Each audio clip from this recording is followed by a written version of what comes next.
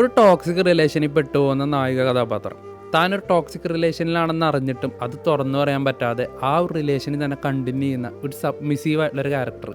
ഈ സിനിമയിലെ നായിക കഥാപാത്രം ചെയ്യുന്ന ലക്ഷ്മി വന്ദന അവതരിപ്പിച്ച കഥാപാത്രത്തിൻ്റെ ഒരു ക്യാരക്ടർ ആർക്ക് എന്ന് പറയുന്നത് ഇങ്ങനെയാണ്: അൺടിൽ ദ ക്ലൈമാക്സ്. അതാണ് ഗേൾ ഫ്രണ്ട് എന്ന് പറയുന്ന ചിത്രത്തിൻ്റെ ഒരു ഇതിവൃത്തം എന്ന് പറയുന്നത്. PG ചെയ്യാനായിട്ട് കോളേജിലോട്ട് വരുവാണ് നമ്മുടെ നായക കഥാപാത്രം. വളരെ പാവപ്പെട്ട ഒരു ഇന്നസെൻ്റ് ആയിട്ടുള്ള ക്യാരക്ടർ. നായക കഥാപാത്രം ആ കോളേജിൽ തന്നെ ഒരു ഹീറോയ്ക്ക് ഇമേജുള്ള മറ്റൊരു ക്യാരക്ടറാണ്. നായക കഥാപാത്രം നായികനെ കണ്ട് ഇഷ്ടപ്പെടുന്നു, അവർ തമ്മിൽ ഇഷ്ടത്തിലാകുന്നു. പിന്നെ ആ ഒരു റൊമാൻസ് കുറച്ചങ്ങ് കടന്നപ്പോഴാണ് നായികയ്ക്ക് മനസ്സിലാകുന്നത് താനൊരു ടോക്സിക് റിലേഷനിലാണ് അകപ്പെട്ടിരിക്കുന്നതെന്ന്. പക്ഷെ അതിൽ നിന്ന് പുറത്തു വരാനോ നോ പറഞ്ഞിട്ട് ആ ഒരു റിലേഷൻ ബ്രേക്കപ്പ് ചെയ്യാനോ നായിക ശ്രമിക്കുന്നില്ല.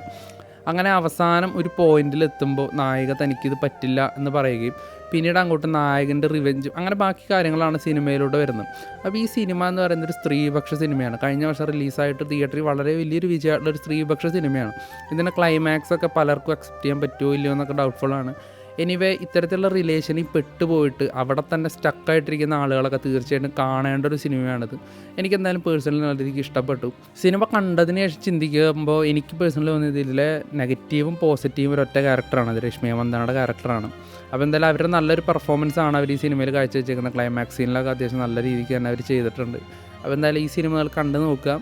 എല്ലാവർക്കും ഇഷ്ടപ്പെടുമെന്ന് ഞാൻ പറയുന്നില്ല, പക്ഷേ കുറച്ച് പേർക്കൊക്കെ ഇഷ്ടപ്പെടാനായിട്ട് ചാൻസ് ഉണ്ട്.